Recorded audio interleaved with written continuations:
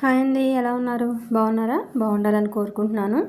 నేనైతే ఈరోజు ఒక విలేజ్ వైపు అయితే వచ్చానన్నమాట. ఇక్కడైతే ఒక ఇంటి ముందు దానిమ్మకాయలు అయితే గుత్తులు గుత్తులు చాలా పెద్దగా అయితే ఉన్నాయి. కాయలు అయితే చిన్న చిన్న కాయలు అయితే చూశాను, కానీ అంత పెద్ద కాయలు అయితే నేను ఈ మధ్యకాలంలో ఎక్కడా చూడలేదు. బాగున్నాయి కదా అని అయితే చెక్ చేసుకుని చూశాను. పక్కనే ఒక మామగారు అయితే ఉన్నారనమాట. చాలా ముసలి ఆవిడ, అసలు నోరు మాట ఏమీ లేదు, వణికిపోతా అలా ఉన్నారు.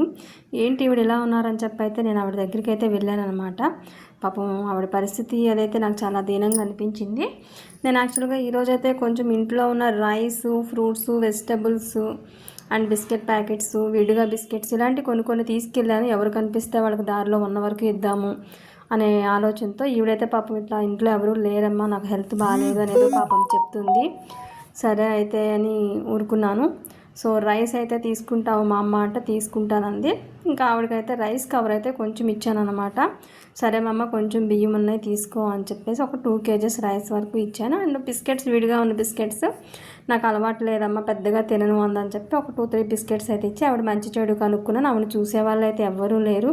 ఆవిడ ఒకటే ఓపికన్న రోజు అయితే వండుకుంటుంది, లేదు అనుకుంటే కానీ చుట్టుపక్కల వాళ్ళు ఎవరైనా ఇవ్వటమో లేకపోతే హోటల్కి వెళ్ళి ఏదైనా తెచ్చుకోవడమో చేస్తుంది.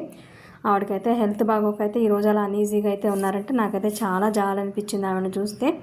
So please watch it. Thank you. Subscribe it.